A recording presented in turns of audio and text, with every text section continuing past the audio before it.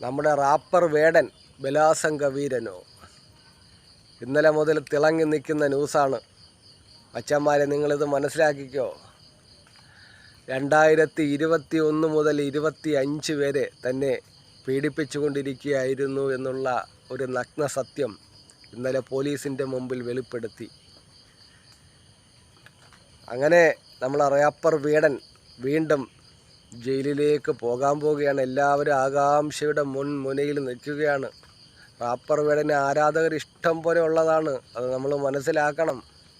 ഈ പരാതിയുമായിട്ട് വന്നിരിക്കുന്നത് തന്നെ ഒരു ഡോക്ടറാണ് ഈ പരാതിയുമായിട്ട് എത്തിയിരിക്കുന്നത്.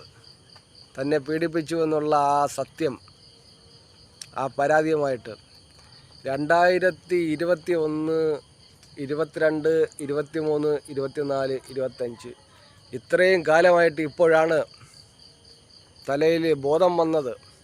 തന്നെ പീഡിപ്പിക്കുകയായിരുന്നു എന്നുള്ള ആ സത്യം ഇനി ജനങ്ങൾ അറിയണം എന്നുള്ള ആ ഒരു തീരുമാനവുമായിട്ടാണ് നമ്മുടെ കഥാനായകി രംഗത്തെത്തിയിരിക്കുന്നത്.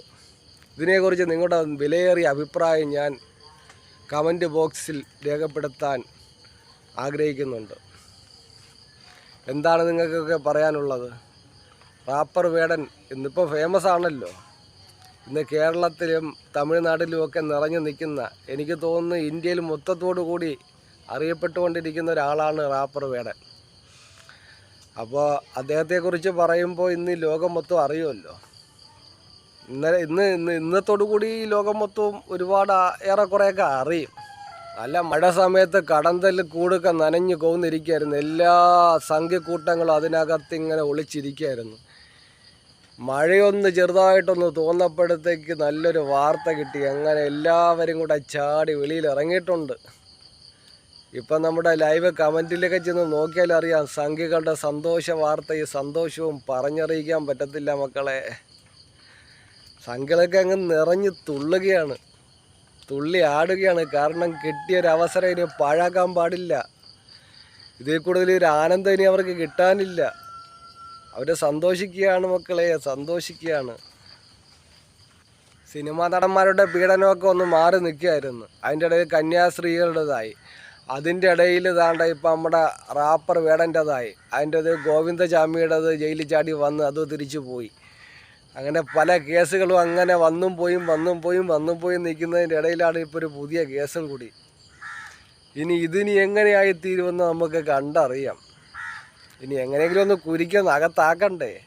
ഇല്ലെങ്കിൽ പിന്നെ നമ്മളെ സംഖ്യകളെന്നും പറഞ്ഞിരുന്നിട്ട് എന്ത് കാര്യം? അവരെ കൊടുക്കാനുള്ള വഴികൾ 18 അടവും പയറ്റിയവരാണടാ നമ്മൾ. 2021 മുതൽ തന്നെ പീഡിപ്പിച്ചുകൊണ്ടിരിക്കുന്ന റാപ്പർ വേടൻ, അവർ ഡോക്ടറാണെന്നൊക്കെ പറയുന്നുണ്ട്. എനിക്ക് അറിഞ്ഞുകൂടാ ഇനി എന്തൊക്കെയാണ് സംഭവങ്ങളെന്നൊക്കെ. എന്തായാലും നമുക്ക് കണ്ടറിയാം. എന്തായാലും സംഘികൾക്ക് ഇനി കുറച്ച് നാൾ കിടന്ന് ആറാടാൻ ഉള്ള ഒരവസരം ഉണ്ട്. അവരൊന്ന് ആടിക്കോട്ടെ, അതിന് ശേഷമുള്ളത് നമുക്ക് കണ്ടറിയാം അല്ലേ? എൻ്റെ പൊന്നോ.